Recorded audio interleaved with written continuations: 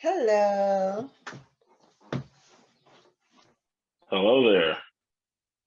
Hello, hello. How are you? Okay, we're able to do this. I was trying to do this on my computer, but I guess I have to go for my cell. Okay. Whatever works. How's it going, Kim? Hanging in there. How are you doing this fine Sunday? Oh, excellent. Excellent. That's good. That's good. How's your Mother's Day going so far? It's going. It's going. Nice, relaxing day. Yeah, yeah, yeah. Yep. So, How about yourself? How about yours? um, it's look, my son posted me, so that was big in itself. Because they're like, no, don't tag me and nothing. They don't. He posted me. So that Okay. that was magnificent to me. That made my day. I was good after that. Oh, that's funny. Yeah. But so far so good. I'm So happy. far, so good. That's good. Good. Excellent. So, Really good. okay, so my host wasn't able to be here today, not for no other reason other than the fact that I never even told her. I said, Mother's Day we were having something, but I do know she's been doing a lot with her own family. One of her daughters Sure. is going away, going back to FAMU, so she wants to spend as Mm-hmm. much time with her baby as possible, and I want to make sure she has that time. Got you. Yes. Absolutely. So we're gonna get into it because you got a lot going on. Yeah. Yeah, there's a lot going on right now. A lot. Yes. Yes. Yeah. Okay. So, first and foremost, where are you from? Let's talk about it. Let's talk about Yeah. it. Where are you from? First, I'm from Los Angeles. I'm born and raised in LA. Okay. I was born in Hollywood at Cedars Hospital. That's known as Cedars Sinai now. But Yeah. I was raised in South Central Los Angeles, Yeah. Yeah. and Yeah. I grew up there. I've never moved except for when I played professional sports in Canada for a couple of years, and I moved back. So I've been here virtually my entire life. Okay. Okay. So now I got questions now that you said that. Hmm. Um. Okay. So you said that you played professional sports in Canada. What was that like? Yeah. Like, did you play sports all your life? Yeah. For the most part, I got serious about sports probably around 10, Okay. which in my neighborhood was a little later than most kids that got serious about sports. I loved music and entertainment and TV shows and all that. And it wasn't until I got to be like around 9 or 10 years old that I realized how athletically inclined I was Hmm. when it came to playing with other kids and just being faster than most kids and just being more athletic in general. So then I started looking at, oh, sports. Oh, okay. That's another option in life, you know? Yeah. Yeah. But it doesn't last. It doesn't last long. I did that from a young age, and I always wanted to be in entertainment. So I said, you know what? I can be in sports for a little while, and then when I'm finished, I'll still be young, and then I could be in entertainment. So that was the plan.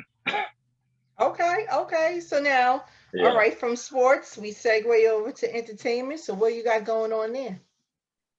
Well, after sports, I got in front of the camera, shot some commercials, and made a couple guest appearances in some small films and TV shows and whatnot, and it was fun. But I realized that I'd rather be behind the camera as far as business was concerned. I was the business aspect of the industry, and that's when I jumped in and started producing and writing and doing a lot of consulting. I did more consulting than anything, working with talent, working with studios and agencies and packaging projects and working with talent, jumping on projects and budgets, raising funds for budgets, and just everything that has to do with putting a project together. I did a lot of. So I did a lot of consulting in the entertainment industry for uh, a while because I just wanted to be in the business. I want to be on the business side. These are decision makers, Yeah. And I think what's funny is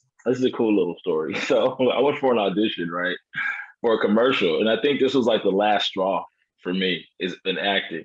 So I went for an audition, and I got the role. I booked it. They had me on hold, and it was for a Super Bowl commercial too. So those are really huge. I was like, okay, here we go. Yeah. We doing something. All right, I booked this role, and they turned around and erased my role What? altogether. Oh yeah, they just got rid of the role, and they decided they wanted the black male to be an Asian female. So the whole role, just everything, just like on a creative whim, just got rearranged. Right. What? So Is this for a yeah, major brand? this was for a major network. Okay. Yeah, yeah. So yeah, that was like, I was like, oh no. All right. I Yeah. was like, That was like it. I was like, I'm cool. I need to Yeah. be on the business side because I'd rather be on the side that's making that decision Exactly. and still creating a project and still have a business, right? So, Yeah. fundamentally, as a brand, it's talent. If you're not on that other side and that decision gets made and you're directly affected, you're out of work, just like that. You're out of work, Yeah. right? So I'd rather be on the business side, and that's kind of what triggered me, just kind of moving in the direction of being more on the decision maker end of the business. Now, did you go to school for any of this? Uh, Absolutely not.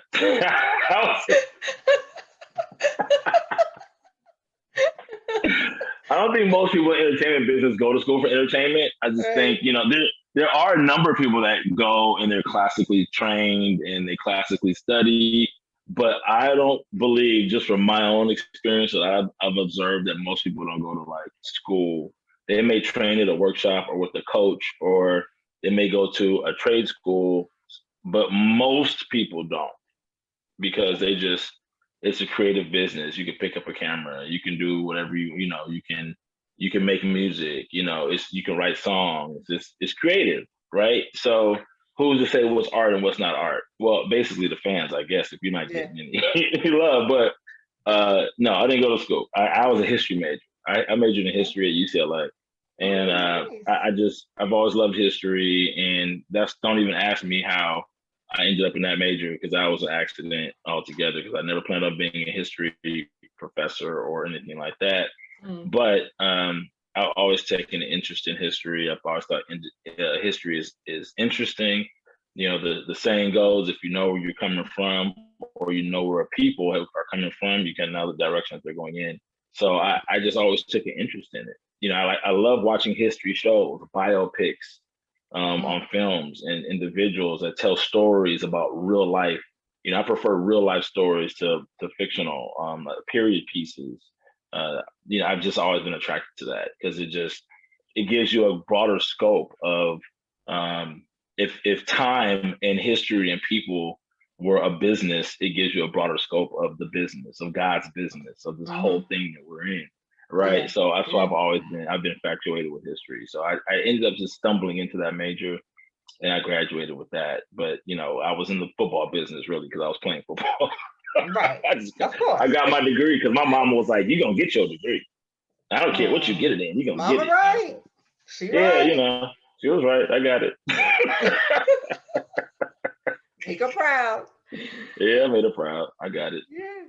So now, okay. So, all right. So, what projects have you worked on in the entertainment industry? Oh wow, that is a long list of projects that have never seen the light of day. There's a Oh, few there's a lot of stuff that ends up on the shelf that you've never seen, well, does right? it From end up TV at shows. BET or TV One? No, I mean, I've worked with MTV, worked with Mm-hmm. Lionsgate. There's projects that they end up getting shelved, right, and collecting dust.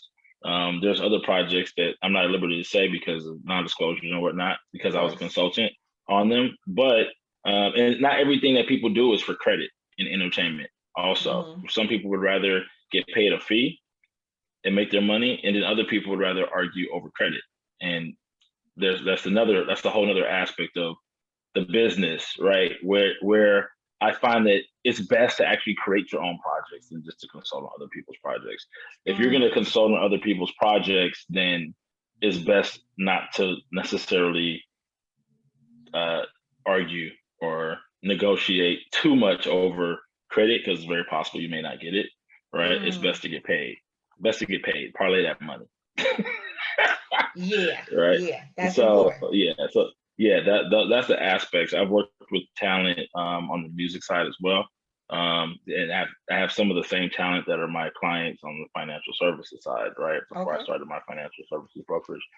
But these guys are guys I've known for a long time, you know, friends of mine, people that I've known that've got Grammy Awards and whatnot, and they're, you know, done really well in the entertainment industry. I tend not to speak and drop too many names and stuff. If you Of notice, I'm course. not really saying too You much because can I just, drop that's names. You just, can drop no, names. it's just not, it's just not my thing.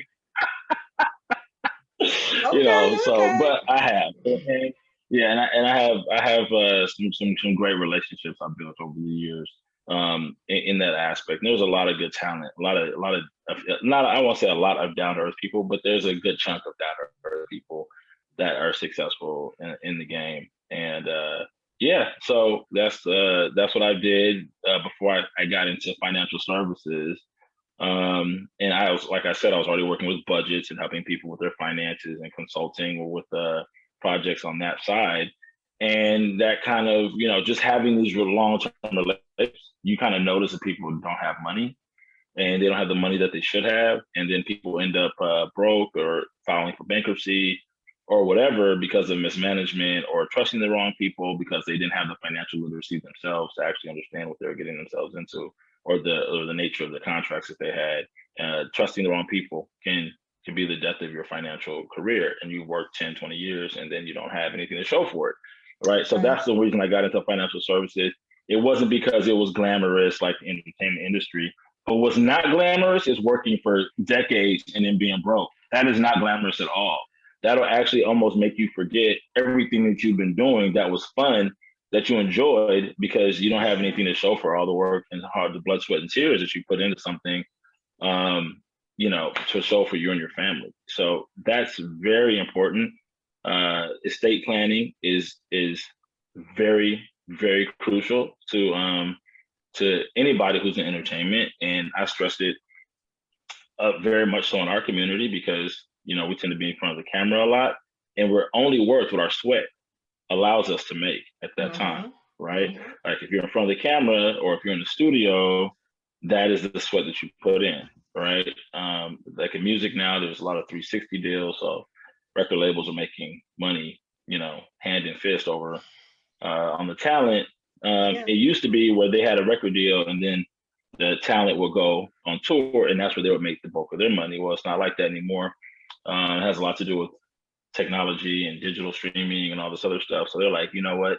We have to get our hands and sink our claws into these guys for everything that they do. Right. I believe if you can build an audience now because there's platforms, you can create your own lane. And speaking of creating our own lane, that's what me and my partner Randy have done as far as the tequila is concerned and the brand. We believe we got to start picking ourselves up and doing things for ourselves. Create your own business, be your own business mogul, be your own boss. That doesn't mean you can't have a job, right? There's nothing wrong with having a job, but is that job using you, or are you using the job, or is it a mutual arrangement, right? So it's all about the mindset, because if you don't want to be there forever, or you want to move on to bigger and better things, then it's important to have a different mindset when having a job, when having a 9 to 5. You know, if you're comfortable, so be it. You know, more power to you. That's your deal. That's your deal, and there's nothing wrong with that. You know, there's nothing wrong with people who just want to have a job and just know they have a check coming every 2 weeks. If that's what they want for themselves, that's their decision. But for those that want more and want to accomplish more, it's important that they understand the role that job plays and how to utilize it properly. Because some people, you know, get so caught up into the security of a job, which is kind of an oxymoron. So